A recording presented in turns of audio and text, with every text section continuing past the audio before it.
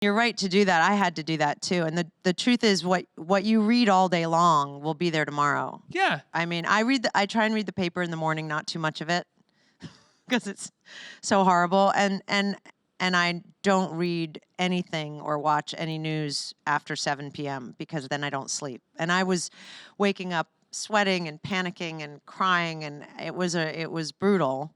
Bourbon helps.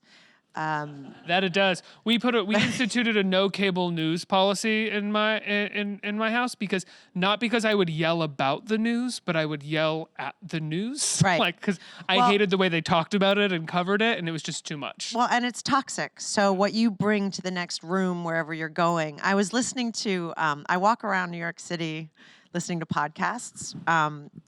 It's just my favorite thing to do. It's the only time I get to listen to things. And so instead of, jumping on this train, I'll leave 20 minutes earlier and get a good walk in listening to podcasts. And I was listening to Oprah Winfrey's Super Soul Sundays, and she had Thich Nhat Hanh on. Thich Nhat Hanh is a Buddhist monk, and he's an incredible, peaceful man. And she said to him in it, "Do you watch the news?" And he said, "No." And she said, "Well, then how do you stay informed?" And he goes, "It will always find me." Oh, yeah. And I thought, right, because then it's the same thing repeated over and over and over. Everyone can't wait to say, "Did you hear about this? Did you hear about this?"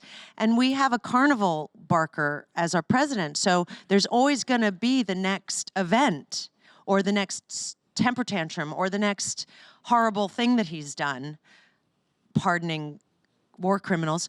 But why do I need to hear that today? I will find out about it.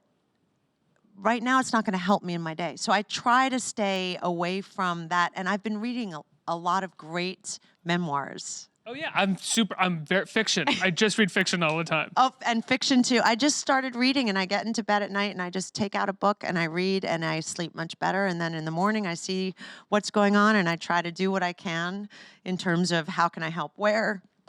I have no power over this. I'm going to go about my day and try and be a good citizen and a good human being.